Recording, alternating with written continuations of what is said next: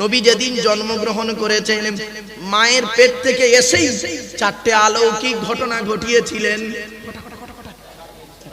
কিরকম অলৌকিক শুনলে চমকে যাবেন। আচ্ছা বাপেরা, আপনাদের আল্লাহ দুটো হাত দিয়েছে, হাত দুটো একটু দয়া করে ছেড়ে দেন তো, ছেড়ে দেন। প্রত্যেকের হাতগুলো দেখুন, আঙুলগুলো মোড়া, দেখুন আঙুলগুলো মোড়া, দেখুন কারোর হাত এমন নেই, প্রেসার দিলে এমন হবে, দেখুন নইলে এমন। দেখুন কেন এমন মোড়া, কেন এটা মোড়া কেন? প্রত্যেক বাচ্চার হাতের মোড়া, দেখুন কেন? শুনেনি, আদম আলাইহিস সালামকে আল্লাহ যেদিন তৈরি করলেন, আদমের হাত দুটো ছিল মুঠো মারা। আল্লাহ আদমকে বললেন, আদম হাত দুটো খোলো। তা আদম হাত দুটো খুলেছেন। বাম হাতের তলায় নারী আর পুরুষ, ডান হাতের তলায় নারী আর পুরুষ। আদম আল্লাহকে জিজ্ঞাসা করছেন, আল্লাহ এরা কারা? আল্লাহ বলেন, আদম সব তোমার ছেলে মেয়ে। তো আদম বললে, আল্লাহ এরা সবাই যদি আমার সন্তান হয় তাহলে দুই হাতের নিচে কেন করলেন? এক হাতের নিচে করলে ক্ষতি কি ছিল? আল্লাহ বললেন, আদম বাম হাতের তলায় যাদের দেখতে পাচ্ছ ওরা সব হলো জাহান্নামী, আর তোমার ডান হাতের তলায় যাদের দেখতে পাচ্ছ ওরা সব জান্নাতি। এইখানে বসে বসে বা চিন্তা করুন, আপনার তকদিরটা আদমের ডান হাতের তলায় না বাম হাতের তলায় কোনো গ্যারান্টি দিতে পারবেন না। এই জন্য তকদিরকে বিশ্বাস করা হলো ঈমান। এবার বুঝতে পারছেন?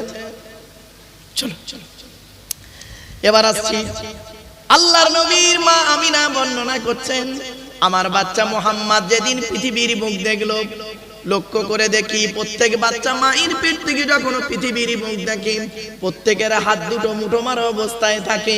আমার বাচ্চা মুহাম্মদ যেদিন পৃথিবীর মুখ দেখলো, লক্ষ্য করে দেখি বাচ্চার হাত দুটো মুঠো মারা অবস্থায় ছিল না রে, বাচ্চার হাত দুটো মোনাজাত অবস্থায় ছিল।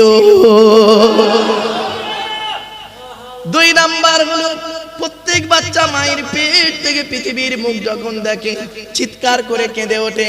আমার বাচ্চা মুহাম্মদ পৃথিবীর মুখ যখন দেখলো, লক্ষ্য করে দেখি বাচ্চা মায়ের পেট থেকে এসে চিৎকার করে কেঁদে ওঠেনি, বাচ্চার কপালটা মাটিতে সাজদা অবস্থায় ছিল। তিন নাম্বার, প্রত্যেক বাচ্চা মায়ের পেট থেকে পৃথিবীর মুখ যখন দেখে বাচ্চার নাভির সঙ্গে মায়ের নাভিটাকে জোড়া থাকে, পরে ডাক্তার নার্সের মেয়েরা কেটে দিয়ে বেঁধে দেয়। আল্লাহর নবীর মা আমিনা বর্ণনা করছেন, আমার বাচ্চা মুহাম্মদ যেদিন পৃথিবীর মুখ দেখলো, লক্ষ্য করে দেখি বাচ্চা মায়ের পেট থেকে আল্লাহ পাক নাড়ি কাটা অবস্থায় পাঠিয়েছে। চার নাম্বার হলো, প্রত্যেক বাচ্চা মায়ের পেট থেকে এলে পুত্র সন্তান হলে 12 বছরের মধ্যে তাদেরকে খাতনা বা মুসলমানি করা হয়। আপনারা কি বলেন বাপ? মুসলমানি, খাতনা। আল্লাহর নবী এই খাতনা বা মুসলমানি সর্বপ্রথম কে হয়েছিল শুনে নিন। 82 বছর বয়সে, কত 82 বছর বয়সে জঙ্গলে কুড়ুল দিয়ে নিজে নিজে আল্লাহর হুকুমে হযরতে ইব্রাহিম খলিলুল্লাহ। এই জন্য বলে দিচ্ছি বাপেরা, শুনে রেখে দিন, সব সুন্নত মুহাম্মদ নবীর নয়, কিছু কিছু সুন্নত আছে ইব্রাহিম নবীর। আমরা তো জানি না কোনটা কোন নবীর সুন্নাত, সব সুন্নত মুহাম্মদ সাল্লাল্লাহু আলাইহি ওয়াসাল্লামকে দিয়ে চালিয়ে দিই না। এই দেখেন, মাথার চুল ছোট করা মুহাম্মদ নবীর সুন্নাত নয়, এটা হলো ইব্রাহিম খলিলুল্লাহর সুন্নাত। গোঁফ রাখা ইব্রাহিম নবীর সুন্নাত। শুধু তাই নয়, কুল্লি করা ইব্রাহিম নবীর সুন্নাত, কুল্লি করা ইব্রাহিম নবীর সুন্নাত। আবার দেখুন, দাড়ি রাখা ইব্রাহিম নবীর সুন্নাত। শুধু তাই নয়, হাত আর পায়ের নখ কাটা ইব্রাহিম নবীর সুন্নাত। বগলের লোম, নাভির নিচের লোম 40 দিনের মধ্যে পরিষ্কার করতে হবে, এটা ইব্রাহিম নবীর সুন্নাত। শুধু তাই নয়, পেশাব পায়খানা ফিরে পানি ব্যবহার করা ইব্রাহিম নবীর সুন্নাত। শুধু তাই নয়, নাভির নিচে থেকে নিয়ে হাঁটুর নিচে পর্যন্ত সতর ঢাকা, এটা ইব্রাহিম নবীর সুন্নাত। শুধু তাই নয়, ওযু করতে গিয়ে হাত মুখ 3 বার ধৌত করেন, পড়েন, এটা ইব্রাহিম নবীর সুন্নাত। নামাজ পড়তে গিয়ে রুকুতে গিয়ে সুবহান রাব্বিয়াল আযীম বলেন, এটা ইব্রাহিম নবীর সুন্নাত। সাজদায় গিয়ে সুবহান রাব্বিয়াল আলা বলেন, ওটা ইব্রাহিম নবীর সুন্নাত। এই খাতনা বা মুসলমানি করা ইব্রাহিম নবীর সুন্নাত। আমি আপনাদের এখানে এলাম, আজকে আমাকে মেহমানদারি করাচ্ছিলেন, এই মেহমানদারি করানোটা হলো ইব্রাহিম নবীর সুন্নাত। এই পৃথিবীতে একজন নবী ছিলেন, জীবনে কোনোদিন বিনা মেহমানে কোনোদিন খেতেন না। দুপুরবেলা যখন খেতে বসতেন, রাস্তায় থেকে মেহমান ডেকে এনে একসঙ্গে খেতেন। তিনি হলেন হযরতে ইব্রাহিম খলিলুল্লাহ। আর ইব্রাহিম নবী ছিলেন কেমন মুসলিম শুনে নিন। ইব্রাহিম নবী মুসলিম ছিলেন কেমন মুসলিম শুনে নিন। ইব্রাহিম নবী মুসলিম ছিলেন কি মুসলিম শুনে। আচ্ছা আপনারা তো মুসলিম নাকি? কি মুসলিম, কোন মুসলমান? বেরেন করবে শুনে নিন। আমরা হলাম হানিফ মুসলমান। কি কি? হানাফি আলাদা, হানাফি, শাফি, মালিকি, হাম্বলি, এটা মাযহাবের চারটে, কিন্তু হানিফ মুসলমান আমরা হানিফ মুসলমান। তার দলিল কি শুনে নিন। ইব্রাহিম নবী হানিফ মুসলমান ছিলেন, মুহাম্মদ সাল্লাল্লাহু আলাইহি সাল্লাম হানিফ মুসলমান ছিলেন। তার দলিলটা জানিয়ে দিচ্ছি। মা কানা ইব্রাহিম ইয়াহুদিয়া ওয়ালা নাসরানিয়া ওয়ালাকিন কানা হানিফাম মুসলিমা ওয়া মা কানা মিনাল মুশরিকিন। 3 নম্বর পারা 17 নম্বর পৃষ্ঠার একেবারে 11 নম্বর লাইন সূরার নাম সূরা আল ইমরানের মধ্যে আল্লাহ পাক জানিয়ে দিলেন, ইব্রাহিম নবী ইহুদি ছিলেন না, ইব্রাহিম নবী নাসারা ছিলেন না। তাহলে ইব্রাহিম নবী কি ছিলেন? ওয়ালাকিন কানা হানিফাম মুসলিমা। ইব্রাহিম নবী হানিফ মুসলমান ছিলেন। ওয়া মা কানা মিনাল মুশরিকিন। ইব্রাহিম নবী মুশরিক ছিলেন না। তো ইব্রাহিম নবী হলেন হানিফ মুসলমান। এখন মুহাম্মদ নবী হানিফ মুসলমান, তার প্রমাণ কি? আল্লাহ পাক নিজেই বলে দিলেন 14 নম্বর পারার 20 নম্বর পৃষ্ঠা 6 নম্বর লাইন সূরার নাম সূরা নাহাল। সুম্মা আওহাইনা ইলাইকা আনিত্তাবি' মিল্লাতা ইব্রাহিম হানিফা ওয়া মা কানা মিনাল মুশরিকিন। ও নবী, আমি আপনাকে ওহী দান করলাম, ওহী দিলাম, আপনি ইব্রাহিম নবীকে অনুসরণ করুন, ইব্রাহিম নবীর মিল্লাতকে অনুসরণ করুন। ইব্রাহিম নবী ছিলেন হানিফ মুসলমান, মুশরিক ছিলেন না। তাই আপনিও একজন হানিফ মুসলমান। আমরা হলাম সেই নবীর উম্মত, আমরাও হলাম হানিফ মুসলমান। এই হানিফের আলোচনা অনেক দীর্ঘ, যেহেতু এসব আলোচনা করতে গেলে না একটু লং টাইমের ব্যাপার, তো যাই হোক, আবার অনেক কাজও আছে আমার। যাই হোক, একটা কথা নয় বাপ, চলে। এবার আসছি মুহাম্মদ সাল্লাল্লাহু আলাইহি। এবার অনেকগুলো সুন্নত আছে, তাহলে মুহাম্মদ নবীর সুন্নত কটা কথা বলি, বলবো? ইব্রাহিম নবীর তো সুন্নত শুনলেন। ও বাবা, এক জায়গায় এরকম ওয়াজ করেছি, আর ইউটিউবওয়ালারা করেছে কি জানেন? মুহাম্মদ নবীর সুন্নত বলেছি আর ইব্রাহিম নবীর সুন্নত বলেছি। কিছু ইউটিউবওয়ালা কি করে শুনবেন, কিছু ইউটিউবওয়ালা করেছে কি, মুহাম্মদ নবীর সুন্নতটা ছাড়েনি, ইব্রাহিম নবীর সুন্নতগুলো ছেড়ে দিয়েছে। ছেড়ে দিয়ে নিচেই কিছু মূর্খ বক্তা, আলেম মূর্খ বক্তা, তারা নিচেই লিখছে ওই ওয়াজটা শুনে, আরে আব্দুল্লাহ গিল মারুফ তো মুসলমান নয়, ও তো ইহুদিদের আলেম। আর আমি তওরাত পড়ি, জবুর পড়ি, তওরাত পড়ি, জবুর পড়ি, ইনজিল পড়ি, তওরাত, জবুর, ইনজিল সবই রয়েছে, এবং শ্রীমতী ভগবত গীতাও আছে আমার কাছে, বাইবেল রয়েছে, কি নেবেন? কোরআনও আছে। ব্যাস ওই ইব্রাহিম নবীর সুন্নত গুলো বলেছি বলে ও আর ওই ইউটিউবওয়ালা ছাড়েনি, পরে মুহাম্মদ নবীর সুন্নত গুলো তো ছাড়েনি, ও মৌলবি করেছে কি, ওইটা শুনেই ফতোয়া মারতে শুরু করে দিয়েছে। বললো উনি ইহুদি মাওলানা, ওনাকে দাওয়াত করেছো কারণ উনি ইহুদি মাওলানা, উনি ইব্রাহিম নবীর মতকে অনুসরণ করে চলে। কি মূর্খ মৌলবি, আমি তো ভাবতেই পারিনি। পরে খবর নিয়ে দেখলাম আমার ছাত্রীরা সব বলছে, যারা শিক্ষিত এডুকেটেড পারসন, তারা বলছে স্যার ওর কথায় গুরুত্ব দেবেন না, ও মূর্খ, ও লেখাপড়া নয়, খুব বাজে নোংরা কমেন্ট, বাজে প্রকৃতির মানুষ। আমি যা ছেড়ে দেবো, এজন্য বলি শুনি, এই জন্য ইউটিউব ওয়ালাগুলো এরা আমার সব পরিচিত ছেলে, এরা সব জানে। এরা যা ছাড়ে সব একদম ডাইরেক্ট ছেড়ে দেয়। চলুন মোহাম্মদ নবীর সুন্নতগুলো এবার একটু বলবো বাবা, হ্যাঁ তাহলে বুঝতে পারবেন। চলুন, তবে সুবহানাল্লাহ একটু জোরে বলতে হবে, পারবেন তো? ঠিক আছে। মাথায় টুপি দেওয়া মোহাম্মদ নবীর সুন্নাত, মাথায় পাগড়ি পরা মোহাম্মদ নবীর সুন্নাত, মাথায় রুমাল পরা মোহাম্মদ নবীর সুন্নাত। শুধু তাই নয়, বাবরি চুল রাখা মোহাম্মদ নবীর সুন্নাত, দাড়িটাকে বড় করা মোহাম্মদ নবীর সুন্নাত, গোঁফটাকে ছোট করা মোহাম্মদ নবীর সুন্নাত, মেসওয়াক করা মোহাম্মদ নবীর সুন্নাত, পাঞ্জাবি গায়ে দেওয়া মোহাম্মদ নবীর সুন্নাত, ভেতরে গেঞ্জি গায়ে দেওয়া মোহাম্মদ নবীর সুন্নাত, ফাড়া লুঙ্গি পরা, কি ফাড়া বলে নাকি, ওই চেরা চেরা ফাড়া, ওই ফাড়া লুঙ্গি পরা মোহাম্মদ নবীর সুন্নাত। শুধু তাই নয়, আরো সুন্নাত বলে যাচ্ছি, শুনে নিন। জুতো পায়ে দেওয়া, এই জুতো পায়ে দেওয়া মোহাম্মদ নবীর সুন্নাত। শুধু তাই নয়, পেশাব পায়খানা ফিরে কুলুপ ব্যবহার করা মোহাম্মদ নবীর সুন্নাত। খাবার আগে হাত ধোয়া মোহাম্মদ নবীর সুন্নাত। খাবার আগে দস্তরখানা বিছানো মোহাম্মদ নবীর সুন্নাত। খাবার আগে দোয়া বলা মোহাম্মদ নবীর সুন্নাত। খাবার আগে লবণ বা পানি গালে দেওয়া মোহাম্মদ নবীর সুন্নাত। মোহাম্মদ নবী করতেন কি, 3 আঙুলে খাবার তুলতেন। আমার রাসূল করতেন কি, 3 আঙুলে খাবার তুলতেন, 5 আঙুলে গালে দিতেন, ভালো করে চিবিয়ে হজম করে বের করতেন। নবী মুহাম্মদ সাল্লাল্লাহু আলাইহি ওয়াসাল্লাম বলেছেন, তোমরা যখন পানি পান করবে, ঢক ঢক করে পানি পান করবে না, 3 ঢোকে পানি পান করবে। আর পানি পান করার পরে সূরা দাহরের একটা আয়াত আছে, ওয়াসাকাহুম রাব্বুহুম শারাবান তাহুরা, এই আয়াতটা তোমরা পড়বে। এরপরে আল্লাহ রাসূল বললেন, ও দুনিয়ার মানুষেরা শোনো, তুমি খাবার খাবার পরে বাসনটাকে ভালো করে চেটে খাবে।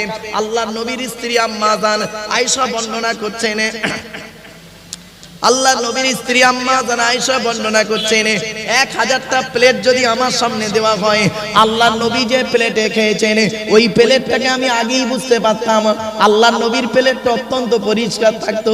ও নবীর উম্মতেরা, আপনি সত্যিকারের যদি মুসলমান হয়ে থাকেন, আজকের বাড়িতে গিয়ে খাবারটা খাবেন যে প্লেটে, ওই প্লেটটাকে ভালো করে চেটে খাবেন।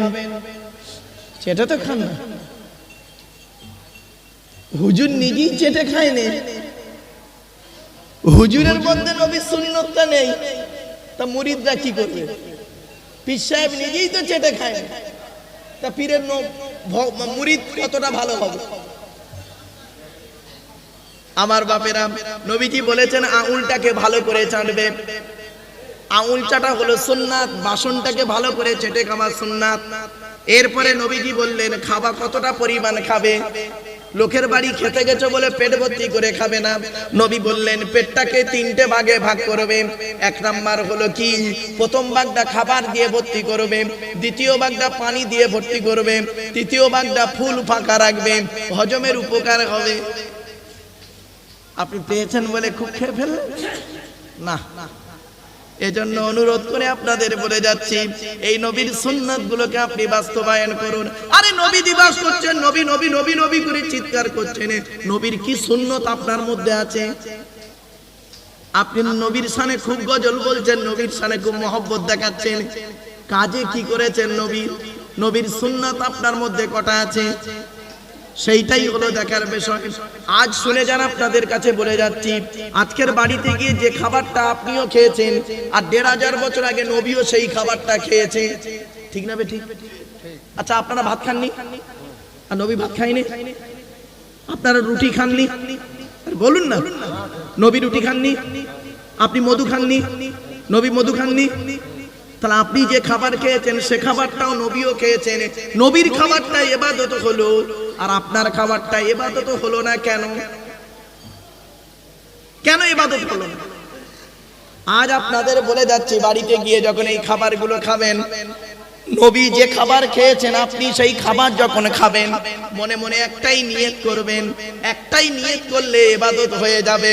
আল্লাহর নবী এই খাবারটা খেয়েছেন তাই আমি খাচ্ছি, আল্লাহর নবী এই খাবারটা খেয়েছেন তাই আমি খাচ্ছি, আল্লাহ রাসূল এই খাবারটা খেয়েছেন তাই আমি খাচ্ছি। ইবাদত বলে গণ্য হবে, নবীর সুন্নতটা আদায় হয়ে যাবে। এবার আসছে আল্লাহ নবীর প্রিয় খাবারগুলো কি কি, একটু শুনে নিন। আজ বাড়িতে গিয়ে ওই খাবার যখন খাবেন, মনে মনে আমল করবেন। কি কি? 1 নাম্বার, নবীজি কি খাবারটা খেতেন শুনে নিন। এক নাম্বার নবীর প্রিয় খাবারের নাম হলো কি জানেন? স্বচ্ছ পানি। কি বললাম বাবা? স্বচ্ছ পানি খেতে নবী পান করতে ভালোবাসতেন। আপনি যখন মিনারেল ওয়াটার পানি পান করছেন, মনে মনে কেন একটু বললেন না আল্লাহর নবী স্বচ্ছ পানি পান করতে ভালোবাসতেন, তাই আমি এই পানিটা পান করছি, বিসমিল্লাহ বলে পান করলেন, ইবাদত বলে গণ্য হবে, নবীর সুন্নতটা আদায় হয়ে যাবে। আল্লাহর নবীর প্রিয় খাবারের নাম হলো কি জানেন? মধু। মধু। আপনি যখন মধু পান করবেন মনে মনে বলবেন বিসমিল্লাহ বলে পান করবেন, আর মনে মনে বলবেন আল্লাহর নবী পান করেছেন তাই আমি পান করছি, ইবাদত বলে গণ্য হবে, সুন্নতটা আদায় হবে।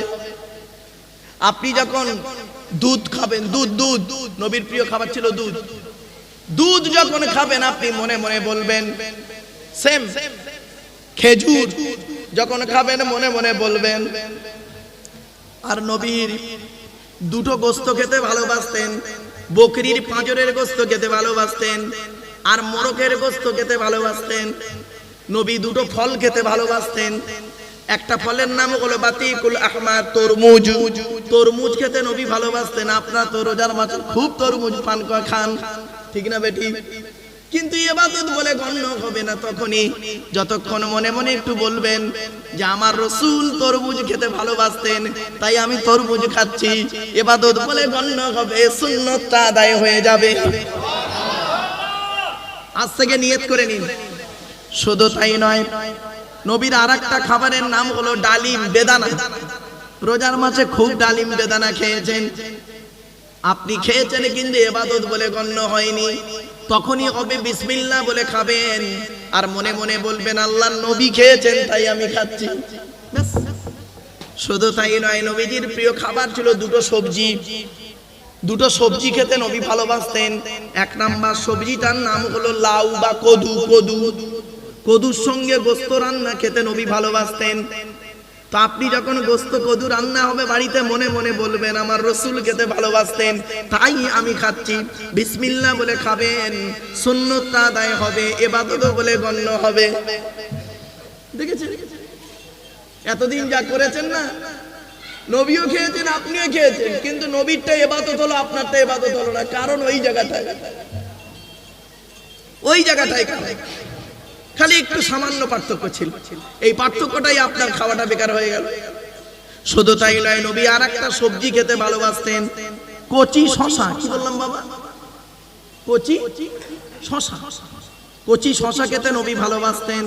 কানাডার টরন্টো ইউনিভার্সিটি অ্যানাটমি বিভাগের প্রফেসর, বিখ্যাত পণ্ডিত বৈজ্ঞানিক, লোকটার নাম হলো তাতা উইলিয়ামস হার্ভে।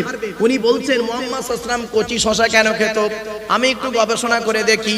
উনি গবেষণা করে বলছেন মুহাম্মদ সাল্লাল্লাহু আলাইহি ওয়াসাল্লাম কচি শশা খেতেন। কচি শশা খেলে কি হয়?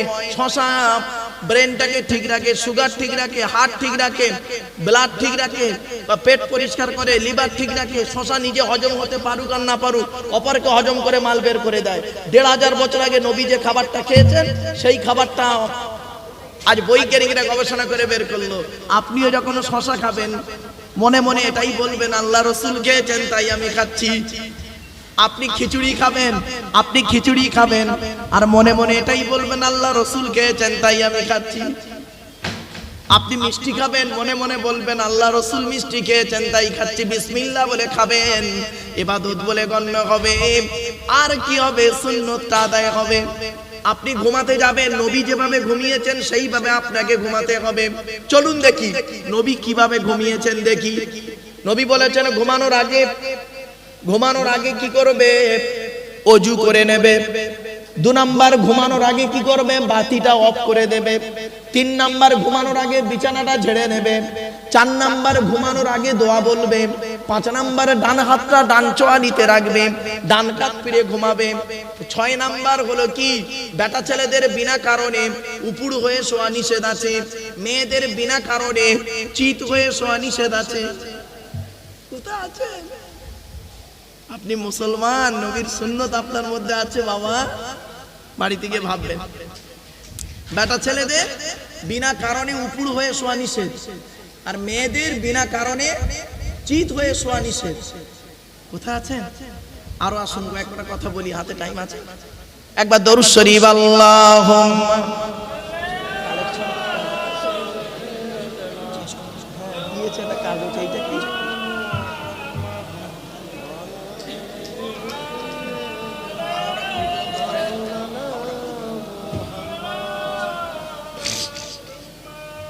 শোনেন, এই দরুদ শরীফটা কেন পড়াচ্ছি জানেন? ভাববেন না যে নবী মারুফ সাহেব ভুলে গেছে বলে দরুদ শরীফ পড়াচ্ছে, না না না। আল্লাহর নবী বলেছেন, মান সাল্লা আলাইকা ওয়াহিদাতান সাল্লাল্লাহু আলাইহি আশারা, যে ব্যক্তি আমার উপরে একবার দরুদ শরীফ পড়বে নামায়ে আমলনামায়ে 10টা নেকি লিখে দেবে। কেন দরুদ শরীফ বারে বারে পড়াচ্ছি? আল্লাহর নবী বলেছেন, মান সাল্লা আলাইকা আশরান ফি আউয়ালিন নাহারি ওয়া আশরান ফি আখিরিন নাহারি নালাতহু শাফাতি ইয়াউমাল কিয়ামা। আল্লাহর নবী বলেন, যে ব্যক্তি দিনের শুরুতে আমার উপরে 10 বার দরুদ শরীফ পাঠ করবে, দিনের শেষে আমার উপরে 10 বার দরুদ শরীফ পাঠ করবে, ওই ব্যক্তির শাফাত সুপারিশ আমি মুহাম্মদ সাল্লাল্লাহু আলাইহি ওয়াসাল্লাম কিয়ামতের মাঠে আল্লাহ খুবই নিকটবর্তী করে দেবে। শুধু তাই নয়, শুনে রেখে দিন, আল্লাহর নবী বলেছেন, যে মজলিসে নবীর উপরে দরুদ পাঠ করা হলো না, ওই মজলিসে কোনো বরকত আল্লাহ দেবে না। আর যে মজলিসে আল্লাহর নবীর উপরে দরুদ পাঠ করা হলো, ওই মজলিসে আল্লাহর রহমতে ভরপুর হয়ে গেল। আমার বাপেরা, এজন্য এই দরুদ শরীফ আমি কমসে কম যতক্ষণ আলোচনা করি 10 বার যেন দরুদ শরীফটা পড়া হয়। একবার উচ্চ আওয়াজে দরুদ আল্লাহুম্মা।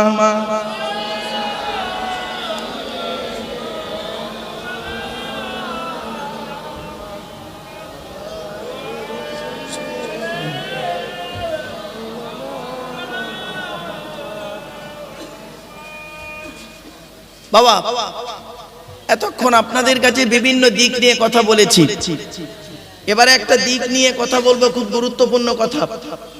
আল্লাহর পরিচয় 4টে বলে দিয়েছি, নবীদের পরিচয় 3টে বলে দিয়েছি, এবারে আমাদের পরিচয় 2টো, তাই তো? এখানে একটা ছোট্ট প্রশ্ন, তার উত্তর শুনে রেখে দিন। ফলতি গ্রামের মা বোনদের বলছি, বাবাজি যুবক ভাইদের বলছি, ভালো করে শুনে নিন।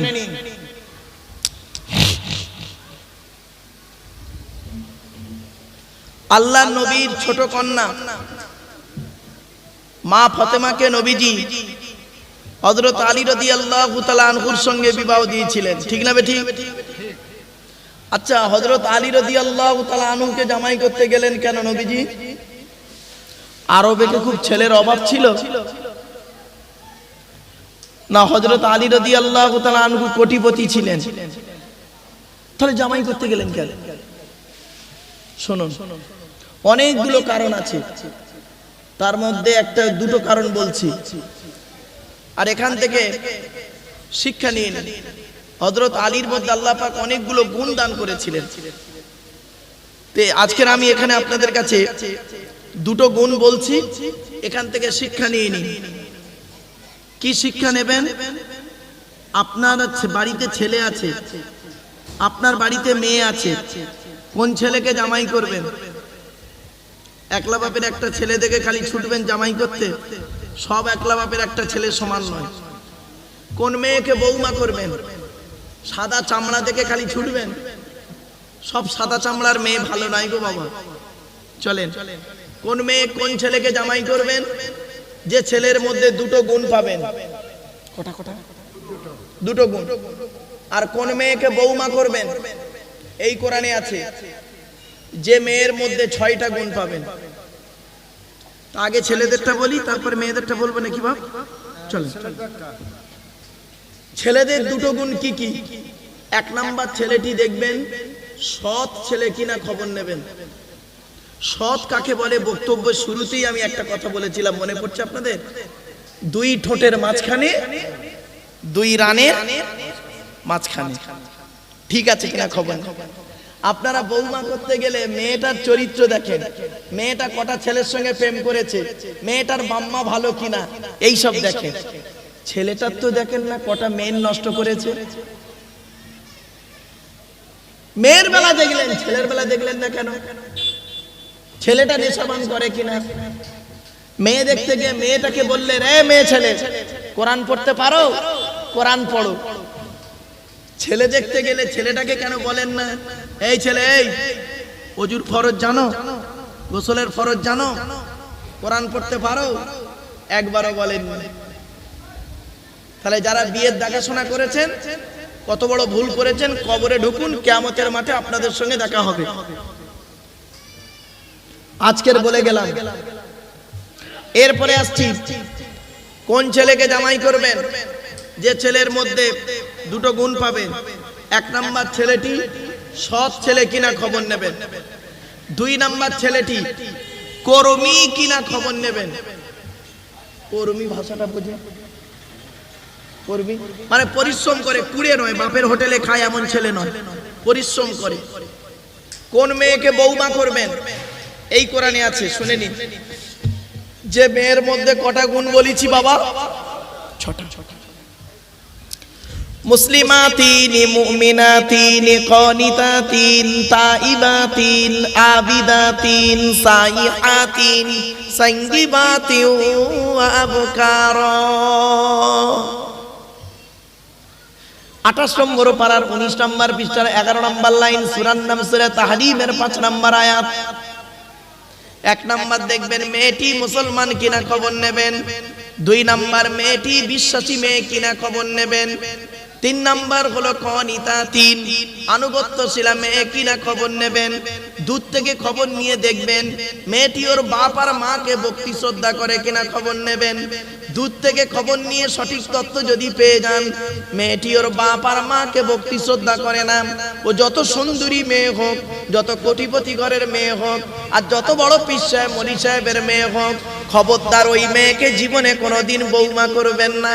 ও ওর নিজের বাম্মাকে ভক্তি শ্রদ্ধা করে না, তোমার বাম্মার পাতে সহজে 1 থালা ভাত দিতে চাইবে না। বেশিরভাগ মেয়ের সংসার নষ্ট হয় মেয়ের মায়ের কান ভাঙানিতে, ঠিক না বেটি? বেশিরভাগ মেয়ের সংসার নষ্ট হয় মেয়ের মায়ের কান ভাঙানিতে।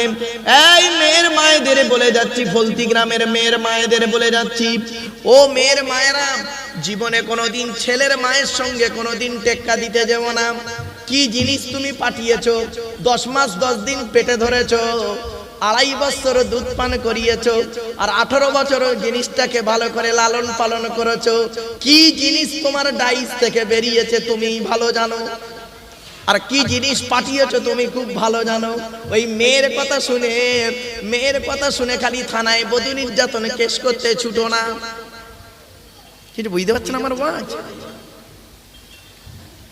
যে মেয়ের মা যত বেশি চালাক, যে মেয়ের মা যত বেশি চালাক, ওই মেয়ের কপালে তত তাড়াতাড়ি তলাক।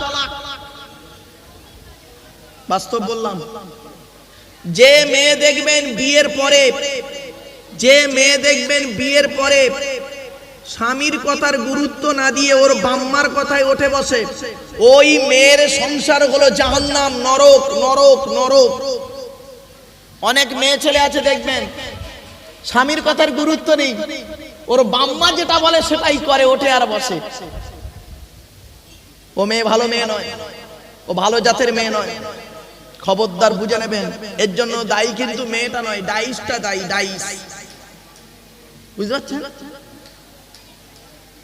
ডাইসটা যদি ভালো হয়, ও ডাইস থেকে যে মালটা বেরোবে ভালোই বেরোবে, আর ডাইসটা যদি খারাপ হয়, ও ডাইস থেকে যে মালটা বেরোবে খারাপই বেরোবে। ডাইসটা হলো বাপ আর মা। পেটে দিলে, পেটে ধরলে মা হওয়া যায় না, আর জন্ম দিলে বাপ হওয়া যায় না।